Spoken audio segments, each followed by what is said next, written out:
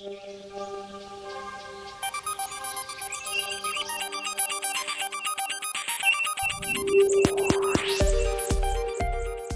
and welcome to the Development Podcast from the World Bank Group. I'm Srimati Sridhar in Washington, D.C. This episode, the latest in our special series about ending poverty on a livable planet, coincides with the celebrations we are seeing across the globe this month to mark International Women's Day. We'll be exploring the economics of equality and asking what it'll take to have parity for women across the board. We'll be getting the views from female leaders in business, politics, and from the International Monetary Fund. It is critically important to have gender equality, and from a pure economic perspective, this makes a lot of sense. The Prime Minister of Togo tells us about being a role model for women across the region and the world. So I insist on the importance of investing in oneself, but also one's community, because our local communities need our contribution to thrive. One entrepreneur in Rwanda explains why support for women always needs to start at the grassroots level. I do see actually the gender equality issue on probably the lower function. But when it comes to management, to leadership, in Rwanda, it's a non-issue. And we'll be hearing how further including women in economies could potentially double the current global growth rate over the next decade from an author of a new World Bank report right here in Washington, D.C. Laws on the books are not enough. If you don't have the type of systems and frameworks to implement those laws, then women can't realize the rights that they have even when they have them. That's all coming up in the Development Podcast from the World Bank Group.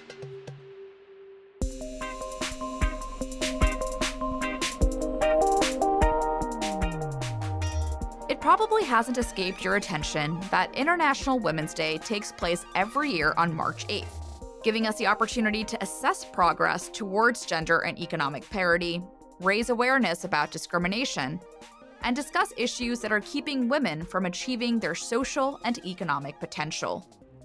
And of course, it is an occasion to celebrate women's achievements worldwide. So let's start this episode with a snapshot of some truly inspirational speakers. It is no longer acceptable to discuss women's rights as separate from human rights. And I considered it my duty to fight for their rights. I wanted to see them in school uniforms, holding books and pens in their hands. I wanted to see their future bride. If you don't educate children, it means it becomes a generation lost. I am a feminist. And when I looked up the word in the dictionary that day, this is what it said.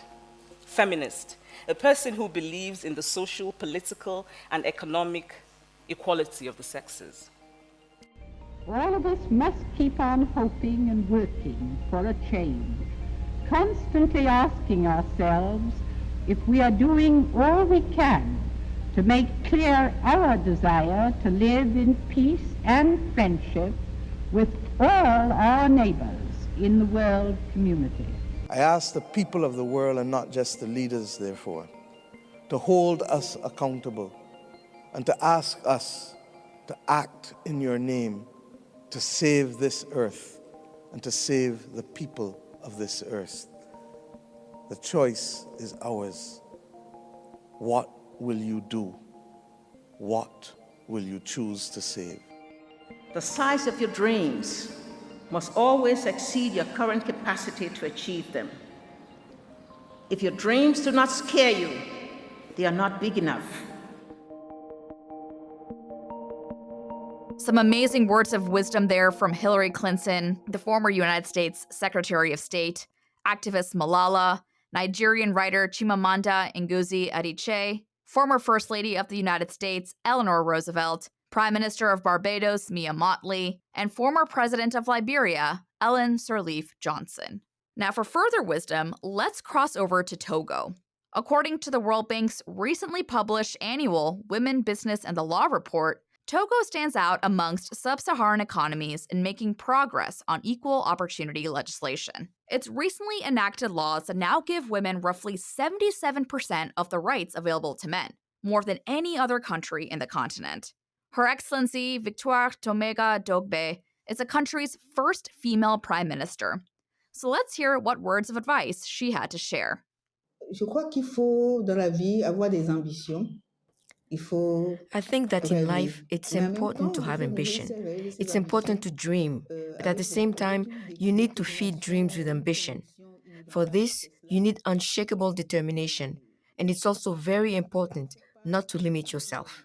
I really encourage women to invest in themselves, but also to find a way to invest in their et aussi communities. trouver le moyen d'investir aussi dans sa For communauté. example, it's great to have highly educated girls, but they cannot become great leaders if they don't understand the reality of local communities. So I encourage them to travel across their country and interact with other women and to learn from them.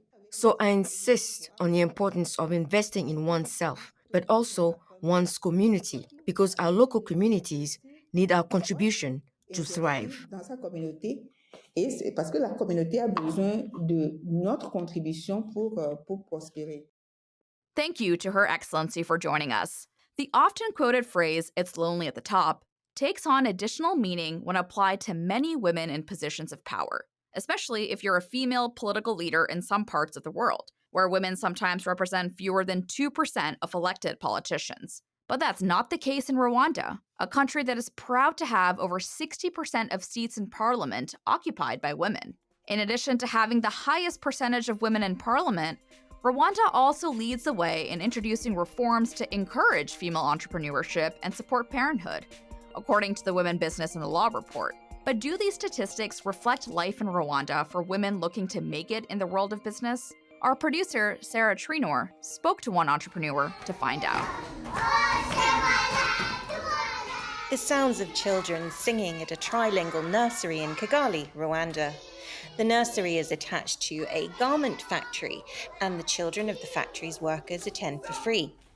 It's the brainchild of one entrepreneur, putting women's empowerment at the heart of her business model. So my name is Maurice Mbonyumutwa. So I've been in this business for the last 23 years, working mainly with factories in China and Southeast Asia for major retailers in Europe. I just launched also a new project, which is a brand called Asante, a new Pan-African brand that we hope will be a catalyst for the fashion garment and textile industry. So yeah, that's it a little bit about me. I asked Maurice how important women are for the success of her company and the broader industry, from the factory floor to the boardroom. In our industry, the part of women is huge. It's an industry that traditionally employs a lot of women.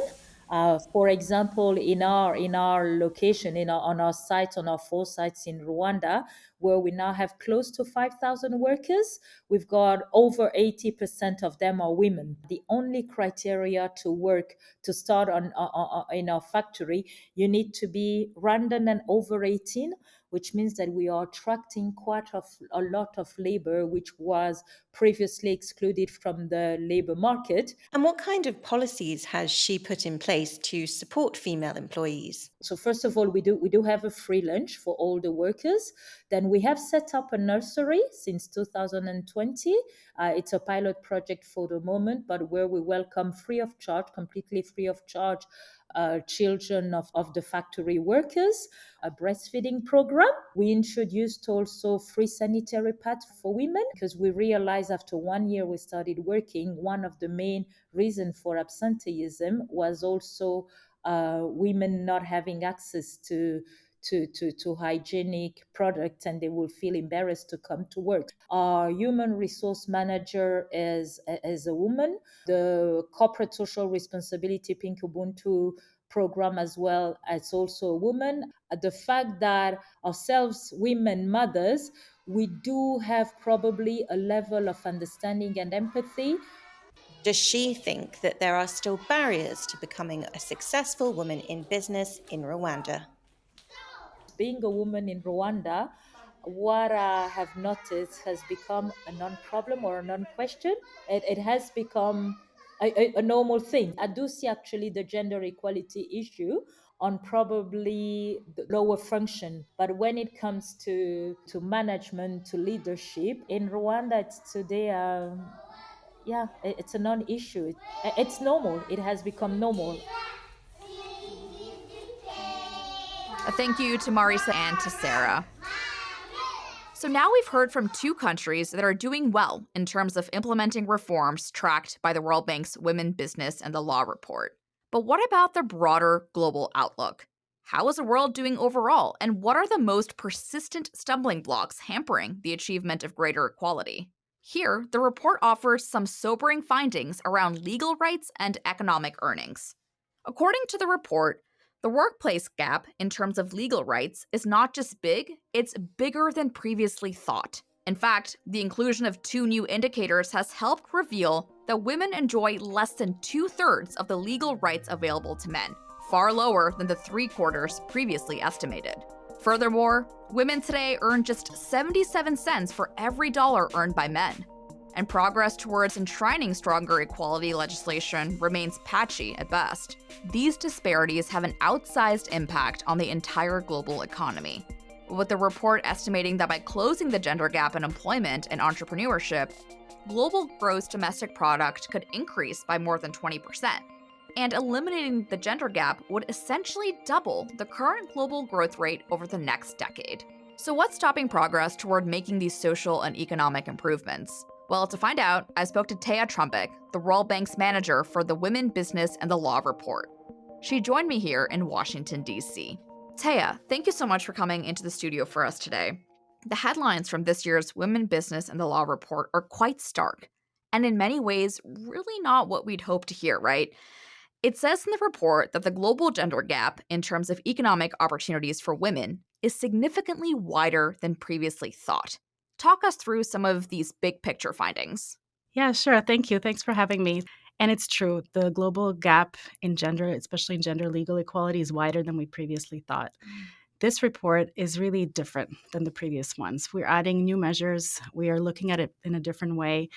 We previously looked at 8 different indicators that follow women's working life. So issues like mobility, workplace, what happens when they get married, have children, open businesses, all the way to retirement. But we have been learning that there's more to it than this. And this is why some of the outcomes have not been following the change in laws that we've been seeing. And so there are 2 new indicators we're adding this year on women's safety and on access to childcare. And because we're measuring different things, the results are different. And so it's not necessarily that things have gotten worse, but we just realize now that the reality is much worse than we previously thought. So whereas previously our findings were showing that women had 3/4 of the legal rights of men, we now find that it's actually 2/3.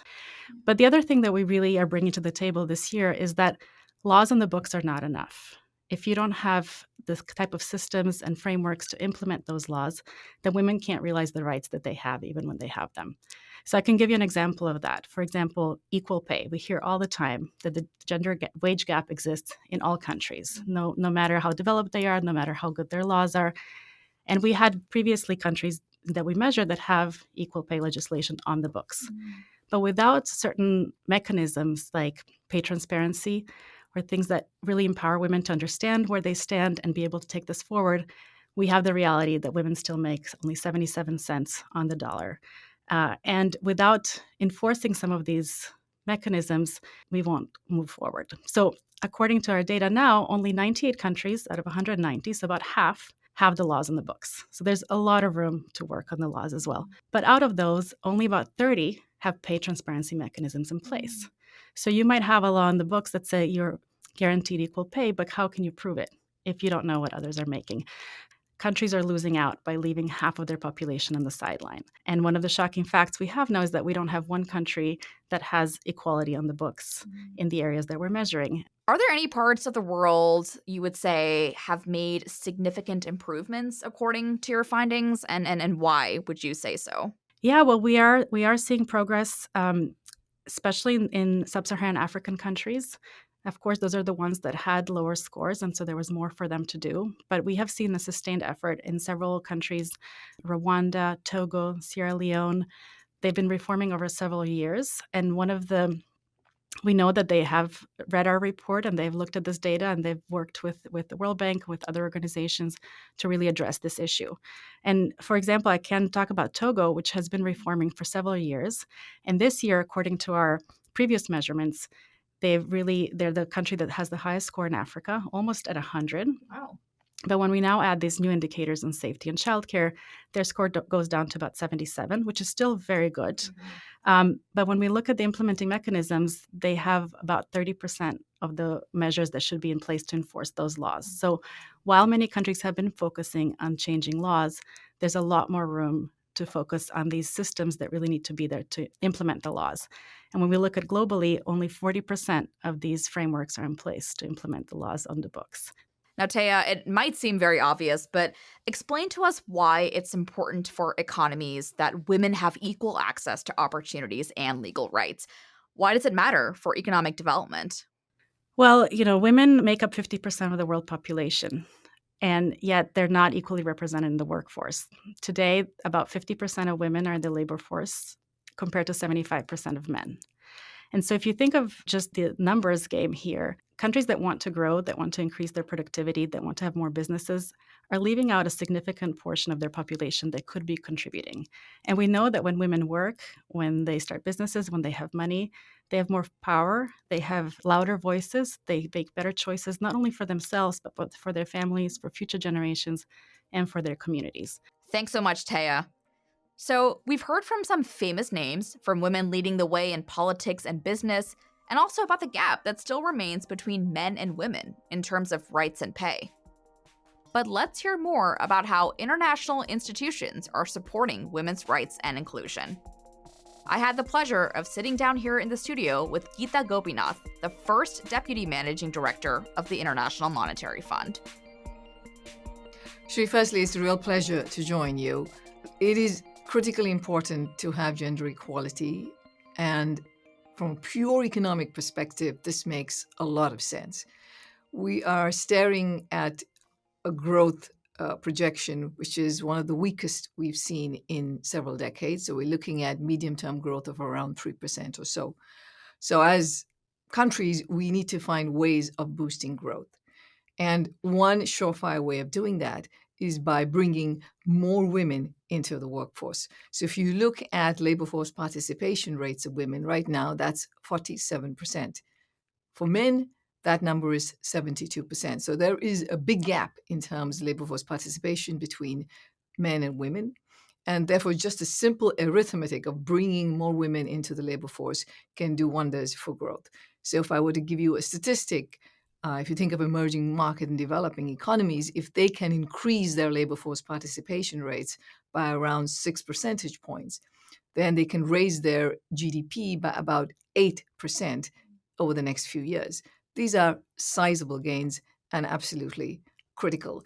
It's also very important to have women participating in society because we are facing aging societies. There are countries where the population is shrinking. I can give you the example, for instance, of Japan. And one of the big initiatives that was part of Abenomics that happened was to encourage women's labor force participation. So despite the fact that population as a whole has been shrinking in Japan since the 1990s, the labor force as a whole has stayed relatively stable because over the last 10 years, women's labor force participation went up by around 11 percentage points. So that can be done, and that's absolutely critical. And it's not just the participation, but it's important to have a well-educated, healthy workforce, and that requires paying a lot more attention to women's health and education than what's being done right now. So, the old saying goes, it's a man's world. Where do you think we stand with that in 2024, and particularly in the developing world? I would say it's no longer entirely a man's world, but it still, to a great degree, remains unequal. Just again, in terms of labor force participation, the fact that only 47% of women participate in the workforce while 72% of the men do, that is a big gap. And if you look ahead and you try to see what it will take to close those gaps, it's going to take a very long time. And it's not going to happen automatically. You really need concerted policy actions to make that happen. Also, if you look at what kinds of jobs women do. Women tend to be more in informal jobs, in more part-time jobs. So the nature of the job, it's not just that they participate or not in the workforce, but the nature of the job also looks very different. And we looked at central banks around the world to see how many women were there in leadership positions, as economists, as managers, and so on. And what we see in the group of advanced economy central banks is that while there are women working in the central bank, the vast majority of them are working more in HR and administrative roles as opposed to as economists or managers. So again, it's not just the labor force participation, but it's the nature of that participation that still looks very different. And these gaps that I'm pointing to are a result of unequal access to opportunities for women. And if you look at the gender gaps when it comes to health outcomes, when it comes to education outcomes, those are wide. And it remains the case that women do a whole lot more in terms of childcare, in terms of domestic chores than men do. And as long as those imbalances remain, it's going to be very hard to close those gaps. But again, real policy action is required to solve this problem. Can you talk to me a little bit about the IMF strategy on gender, specifically on gender mainstreaming? So the IMF launched its gender mainstreaming strategy in 2022. What does that mean? That basically means that we are now putting gender as an important ingredient in all of our three streams of work that we do, which is in surveillance, in lending, and in capacity development. So, for example, if you look at our country engagement, for about a quarter of the countries that we deal with, we are directly engaged in terms of policy advice on how to close the gender gaps. And we focus on our areas of expertise, which is, for example, in terms of fiscal policy advice, right? Governments and budgets, and how to make sure that the fiscal choices that you're making are also helping women. As an example, what we know very well in terms of a particular expenditure that governments can do is in terms of providing childcare support. That is very helpful in bringing women into the workforce. What we also find very helpful is when you have conditional cash transfers to households that require them to keep their girl child in schools, right? That ensures education. So those kinds of very concrete steps can help close these gaps, and this is what we are helping countries with. And why is it important to make sure that women are well represented in leadership roles to help close the gap further? Firstly, I think as a society, we need to use the diversity of the talent that we have.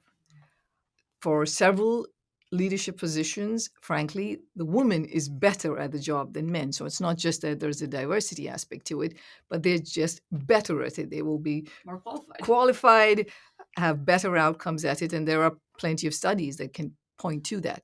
We also know from a lot of research that having a much more diverse leadership pool is great for bringing in different viewpoints, for instance, in terms of the kinds of goals you want as a company or as a nation, right? So when women, for instance, get into leadership positions, there's a lot more focus, for instance, put on climate goals, on education for children, on healthcare for children. These have to be essential parts of the conversation that get lost when women are not in leadership positions. Similarly, financial inclusion for women requires women in leadership positions. We've done research of multiple kinds where we've looked at women's representation on boards of financial companies and found that having a more diverse pool helps that financial company be more resilient, have greater stability. So there are many pluses to it. Now, Geeta, you were the IMF's first female chief economist. You're now first deputy managing director of the IMF.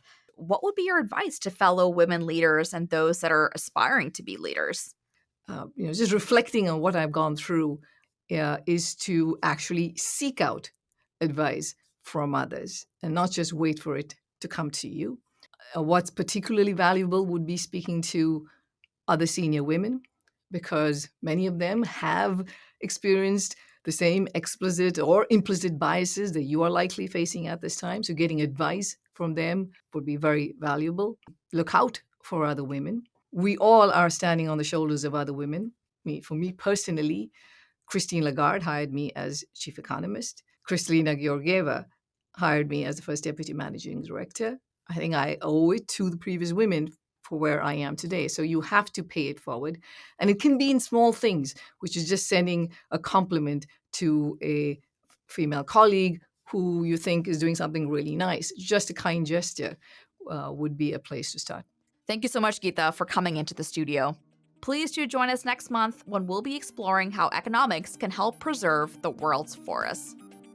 Do check out our survey in the meantime, and thanks for listening to the Development Podcast from the World Bank Group. We'll see you again soon.